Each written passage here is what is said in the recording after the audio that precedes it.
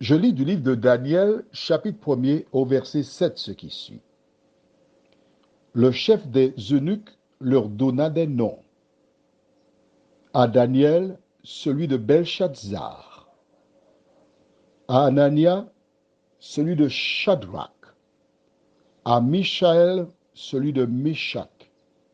Et à Azaria, celui d'Abed-Nego.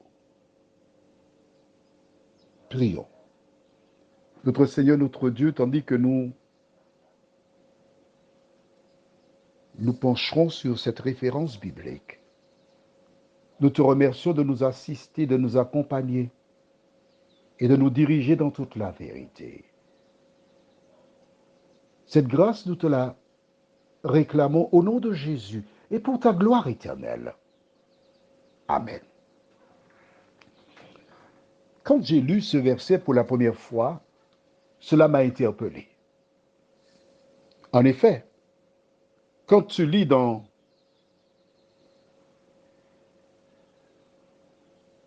le livre d'Exode, on parle du roi Abimelech, on parle de Pharaon, qui n'étaient pas des Hébreux, mais dont les noms demeurèrent. Par contre, lorsque Joseph est arrivé en Égypte, le Pharaon changea son nom.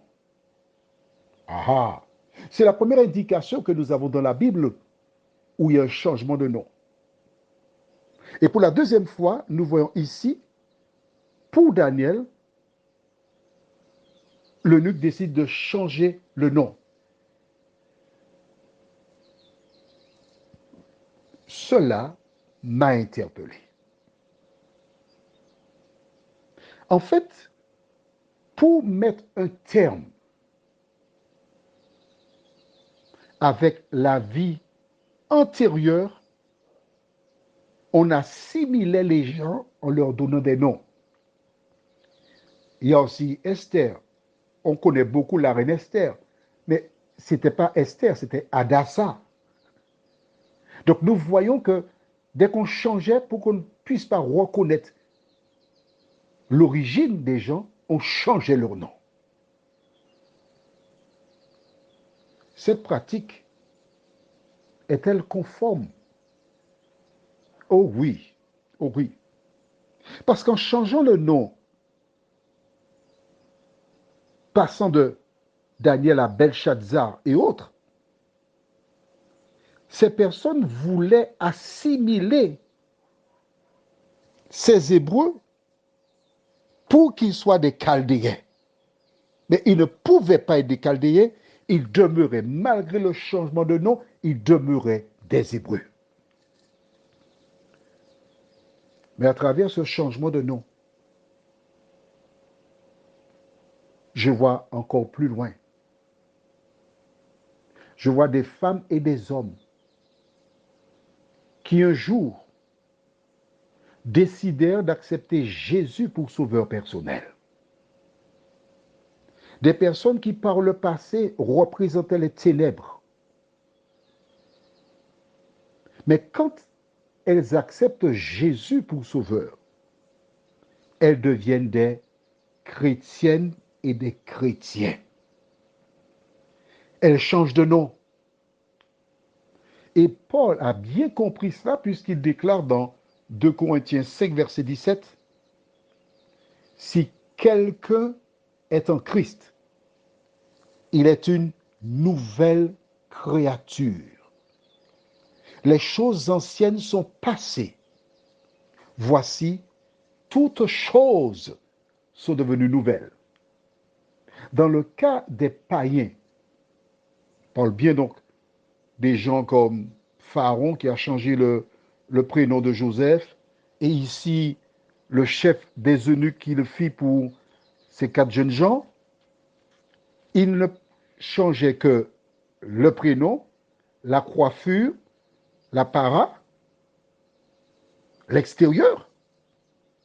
Mais quand il s'agit de Jésus, il change le cœur, il change les pensées de toutes celles et ceux qui lui remettent leur vie.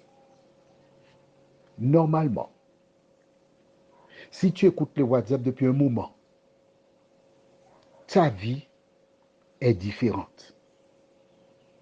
Si tu écoutes le WhatsApp depuis un moment, des gens t'ont certainement déjà fait une remarque, mais tu as changé.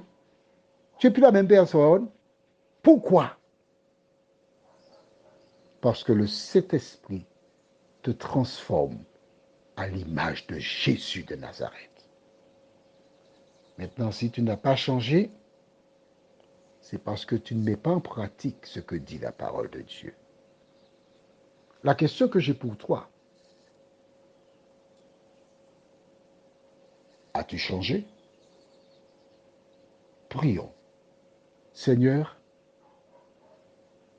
nous voulons que tu nous transformes.